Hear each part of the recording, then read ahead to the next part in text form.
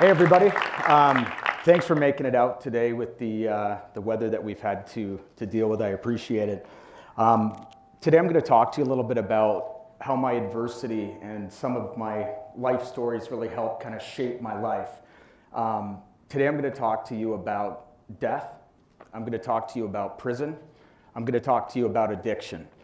For me, the most valuable thing for me was going through all of those things because it allowed me to find my inner strengths that helped propel me through my life in all aspects. Today I have no record. I'm happily married. Happy birthday to my beautiful wife. And I have a little baby girl, Charlize, who's 3 months old. I've co-founded a multi-million-dollar production firm. I've been a part of multiple companies that have helped grow and sell, that have sold for millions of dollars, and a couple are publicly traded. But most of all, I've got clean. So July 3rd, 2018, I decided that I had a little bit of an addiction problem. So I got clean, and that's the biggest accomplishment because all the different things that I've accomplished in my life wouldn't have come without me getting clean because it allowed me to see life through a different perspective. All of the individuals you heard talk there, I never thought in a million years, well, I thought I would have met them in other ways, but I never thought in a million years that, they'd have those things to say about me. And I've had the experience that I've had. So there's been a process that I've used to kind of get through life, and it actually started in sales. So my background's sales. So working with Michelle, she's the dragon, I'm the shark. And I did a lot of work on driving revenue. That was my main focus, and I've taught hundreds, maybe even thousands of salespeople globally. And this three-prong approach, identify, isolate, execute, is how I broke down selling to keep it simple for executives out there who are looking to sell solutions. Then I realized as I got clean that this process actually helped me with my recovery, and then that helped me with all other aspects of my life. So when I'd identify the problem. Most people look at the problem and they think that's what they have to overcome, and it's not. The problem is the feeling that it made. And as a hockey player, somebody that's had an interesting background, I didn't want to admit that I was insecure or sad and all of those different things. And that ego and lack of humility actually caused me a lot of pain in my life.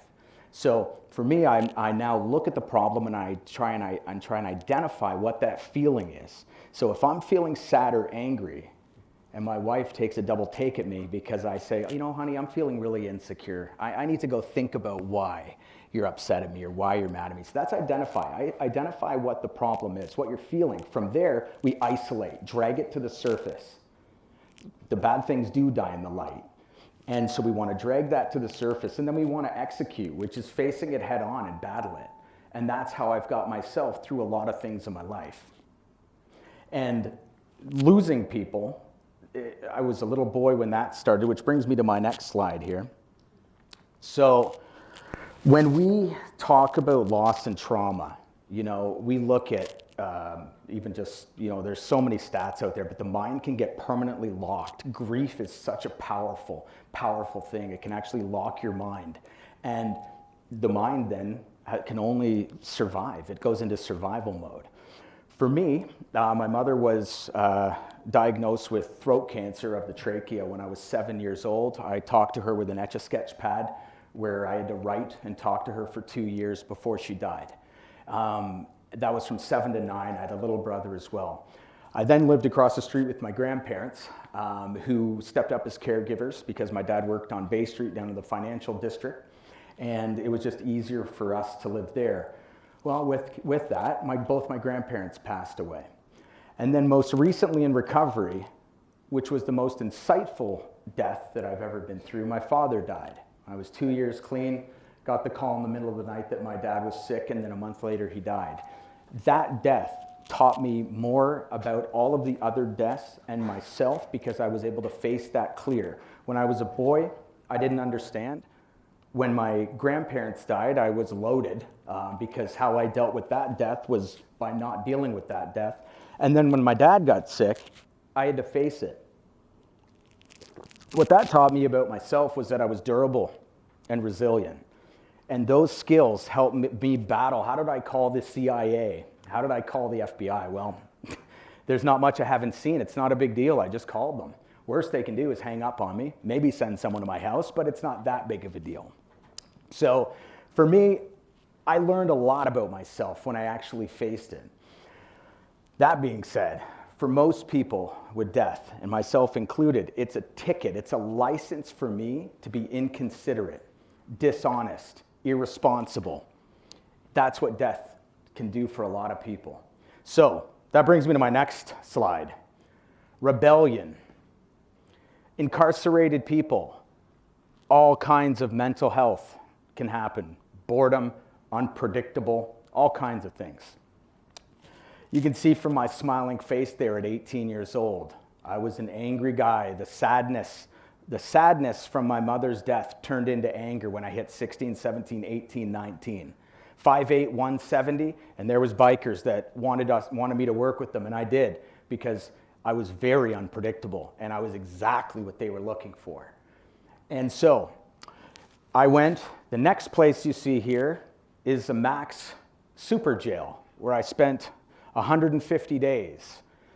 I first actually, I am nicknamed by some of my friends as Goodwill Hunting, because I actually represented myself for 4 years. I went to school for 3 years. I got them to carry the case over for 3 years, represented myself, because my dad didn't want to give any more retainers. So I handled it myself. I stayed out of prison for 3 years, 3 weeks before the final day where I knew they wanted to sentence me. They wanted 5 years in a max penitentiary. I got into a fist fight with 2 undercover police when I was 19 years old.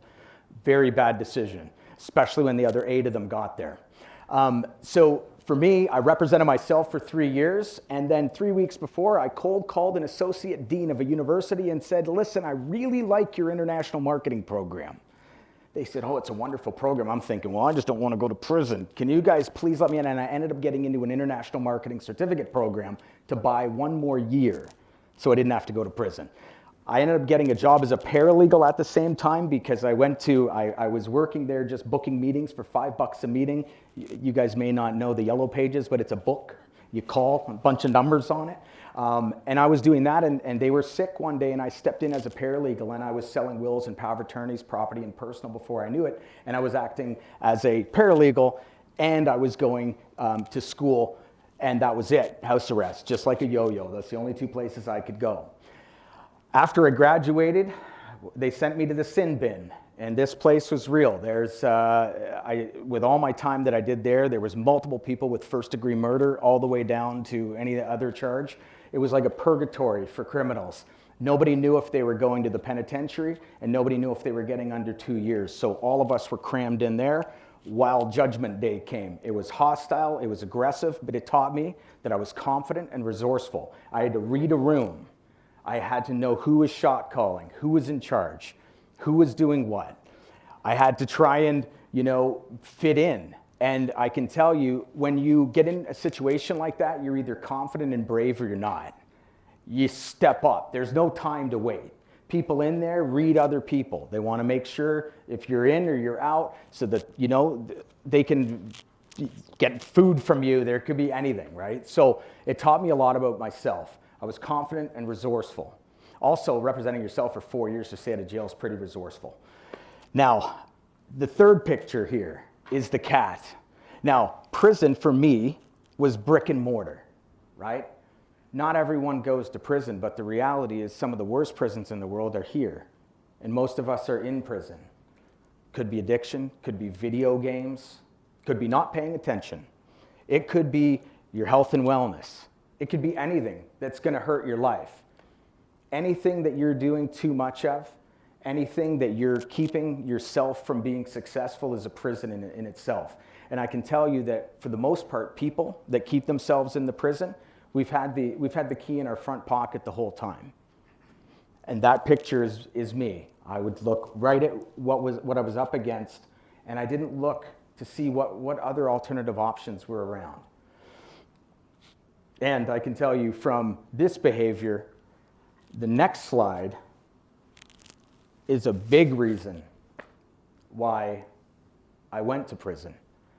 Because, like I mentioned, the pain of losing my mom when I was young and not understanding and feeling cheated and being put outside in my classes and Valentine's Day because they didn't want me seeing other kids writing their mama cards, so I'd be segregated in a hallway, and I still remember it. They were trying to do a good thing, but man, talk about leper syndrome, right? Like I felt a little odd out there.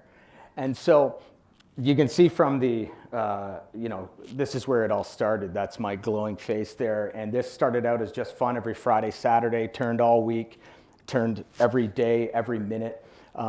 I was 42%. So to back up a little bit, 42% of people that go into treatment centers, less than 42% are successful completing the thing. And I can tell you through being with some really seasoned vets in my program, it's significantly less when you start looking at multiple years clean. Multiple years. I know 100 plus people that I went to a treatment center with 4 years ago, and I'm the only one I know that hasn't had a relapse and is still clean. So that just shows you the level of how this disease can really affect people. But I can tell you, what did I learn from my addiction? I learned I had amazing salesmanship. I learned that I was relentless because there wasn't a dealer out there who wouldn't spot me more if I needed it. I might owe that person for 4 bags or whatever it might be, and I could get that person to spot it. I had all kinds of dealers that there's no for an answer. I was relentless. And we talk about, getting up in the morning for class, or it could be getting up for a meeting, or going to a board meeting, going to the gym, whatever it is. I always ask myself, you'd have got to that dealer if they said they were leaving for the cottage at 4 o'clock. I would have ran over a poodle, maybe even a person, to get to that dealer on time. There's nothing. And even in the bathrooms here, I see it. There's some stuff on the toilet stuff. I know what happens around here.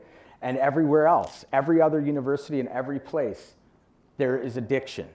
And I can tell you that not only does it destroy lives, but it's something that you don't really see. You're the last to notice. Everyone else around you is affected by it. But nonetheless, this is something that was, I'm glad I got clean because July 3rd, 2018, haven't touched a cigarette, drop of alcohol, a drug since then. And it's made the difference in all aspects of my life. But if we can't learn from our adversity and find our inner strengths, that's where the pressure is. My father, before he passed away, when I went to the treatment center, he's proud of me for all my business stuff and all that other stuff, but he was never as proud when I told him I got clean and he saw me actually pick up a 1-year medallion, because addicts are amazing at short trajectory. Doing something for 2 months, 3 months, 5 months, it's all well and good, but actually doing something for a substantial amount of time, my dad was surprised I did that altogether, but especially with getting clean. He told me in his letter that all of my adversity and all of those things, the resilience, the durability, the confidence, the resourcefulness, the salesmanship, the relentlessness, all of that was ingredients, grit, determination, and talent. That's what he said separates you. And as an entrepreneur, I've been a part of 5 multi-million-dollar businesses that I've helped build and grow and sell. And all of those skills, all of the times I called the FBI at the highest level, all of those times that I went outside of my comfort zone. I pitched the founder of McDonald's. I got a phone call from a friend who told me the founder of McDonald's Canada and Russia was getting a pedicure at a spa, and I was chasing McDonald's for years. I pitched Ronald. I was out of options. I ran up there. Actually, I was 2 streets down, and I hid behind a curtain, and I came out as soon as his feet went in the water. I had 25 minutes with him. I pitched him, and we were the first to bring McDonald's to Canada for the group in the group buy space. So now I live a full life. I conquered a huge phobia, which was surfing. I've hit CrossFit. I probably only have a 4-pack right now because we just had a baby and a big renovation, but nonetheless. I chase tornadoes every single year because I thrive in chaos. I enjoy chasing tornadoes in Tornado Alley every year. I trek polar bears in Polar Bear Town in the Arctic, in Churchill, Manitoba. I climb active volcanoes, and the crazy part, then I meditate on them. I have a wonderful team that I love and adore, and I try and help mentor and grow, and I try and be a good person to them outside of just being, the boss. I've worked with some of the most elite executives and agencies, bureaus in the world at the highest level within those groups. I've had some of the most amazing mentors, Michelle Romanow from Dragon's Den, Sonia Holt, former deputy director, 40 years at the CIA. I have a wonderful group of friends that I've known my whole life. I have a wonderful family. I have a beautiful wife, happy birthday again. And I have a beautiful little baby girl. Identify, isolate, and execute. That is what you need to do to find your most inner strengths, your most valuable inner strengths. You have to find out what's truly wrong. You got to drag it to the surface, and you have to face it head on. Your life on your terms. Thank you for having me.